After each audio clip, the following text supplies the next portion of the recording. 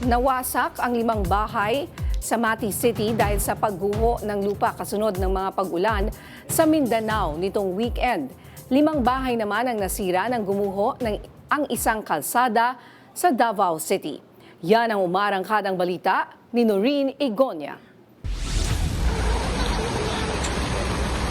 Isa-isang inalalayan ng mga pulis ang mga residente na ito para makatawid sa gumuhong lupa, malalaking bato at dumadaloy na tubig sa kalsada. Ilan sila sa mga residenteng naapektuhan matapos masira ang 5 bahay dahil sa pagguho ng lupa sa Sitio Culilise, Barangay Tagabakid, Mati City, Davao Oriental nitong Sabado ng gabi, Hulyo 18. Sa isa pang video, isang residente ang kinailangan pang isakay sa stretcher at bulldozer upang mailikas. Nakaranas ng malalakas na pag-ulan ang lugar, dulot ng localized thunderstorm, kaya posibleng ito ang dahilan ng paglambot ng mga lupang gumuho. Agad namang nagsagawa ng clearing operations ang DPWH Davao Oriental 2nd Engineering Office para makadaan muli ang mga sasakyan sa President Diosdado Macapagal Highway. Sa ngayon, passable na ang 1 lane. Patuloy pa rin ang isinasagawang assessment ng lokal na pamahalaan sa pangyayari at tiniyak na mabigyan ng tulong ang mga apektado.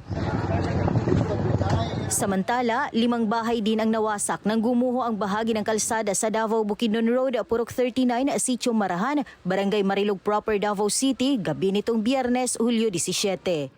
Around mga 3 p.m., observe na po ng mga residents may nagsisimula. Parang may naramdaman na sila na may nag-crack, parang medyo nagtitilt na po yung ground. So, doon pa lang po, tinart na po nilang mag-evacuate. Hindi po yun biglaan, ma'am. So parang dahan-dahan po na parang mas grabe yung situation sa lupa or sa road po na yun, ma'am. By that time, 7 p.m. na, doon yung medyo mas malaki na yung pagbagsak po, ma'am.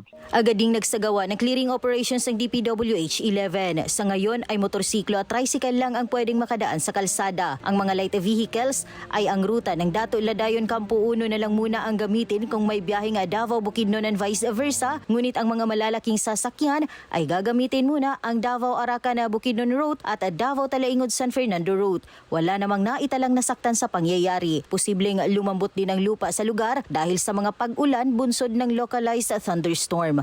Mula dito sa Davao, Noreen Igonia ng PRTV News, nagseserbisyo para sa Pilipino.